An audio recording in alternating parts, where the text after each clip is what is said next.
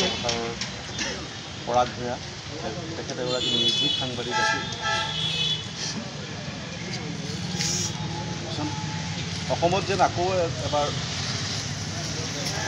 পৰাগৰ ওপৰত আক্ৰমণ চলি তেনেধৰণৰ এটা চৰ্চা চলিছে সমগ্ৰ ছ'চিয়েল মিডিয়াতে এতিয়া, আৰু সেই অঞ্চলৰ ৰাইজেও তেনেধৰণৰ দাবী উত্থাপন কৰি আহিছে যে কালি যি দুৰ্ঘটনা আহত হৈ আজি হোৱা মৃত্যু ঘটিছিল আমাৰ অতি শ্ৰদ্ধাৰ নিৰ্ভীক গৰাকী,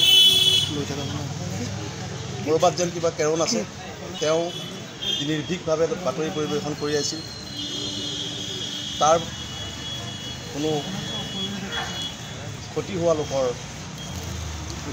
ই এক ষড়যন্ত্ৰ হ'ব পাৰে, ইয়াক এক পৰিকল্পিত হত্যা হ'ব পাৰে বুলি ইতিমধ্যে বিভিন্ন সংগঠন সৰব হৈছে।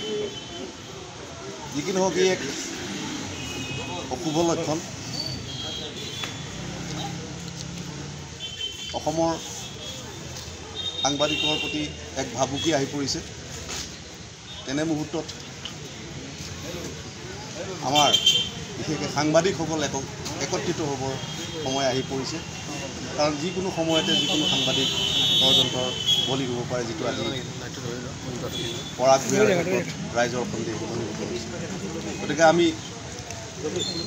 যদি অসমৰ সাংবাদিকসমূহ একত্ৰিত নহওঁ, তেনেহ'লে অনাগত দিনত এনেধৰণৰ আৰু বহু ঘটনা সংঘটিত হোৱাৰ আশংকা প্ৰকট হৈ পৰিছে।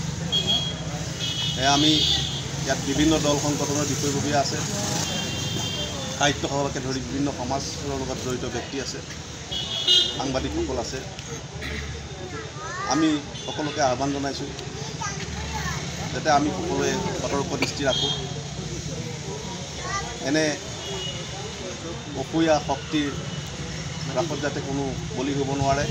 যদি সাধাৰণ ঘটনা হয় তাত একো নাই, হ'ব পাৰে দুৰ্ঘটনা, কিন্তু যদি তাকে পৰিকল্পিত ৰূপত এজন নিৰীহক হত্যা কৰিছে, সি সঁচাকৈ গভীৰ নিন্দনীয়। আমি সকলোৱে আচলতে অসমৰ মুখ্যমন্ত্ৰী সৰ্বানন্দ সোণোৱাল ডাঙৰীয়াক দাবী জনাইছোঁ,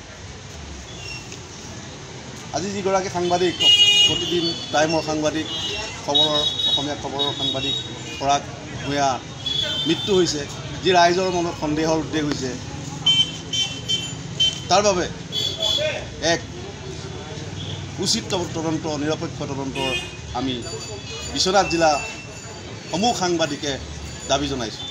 আৰু আমি আশা কৰিম এই দাবীৰ প্ৰতি বিভিন্ন দল সংগঠন তথা এই অঞ্চলৰ ৰাইজে সহায় কৰিব। মই পুনৰ আমাৰ যিগৰাকী সাংবাদিক আজি আমি শ্ৰদ্ধাঞ্জলি জনাইছোঁ, তেওঁক শ্ৰদ্ধাঞ্জলি জ্ঞাপন কৰি তেওঁৰ আত্মাৰ চিৰশান্তি কামনা কৰি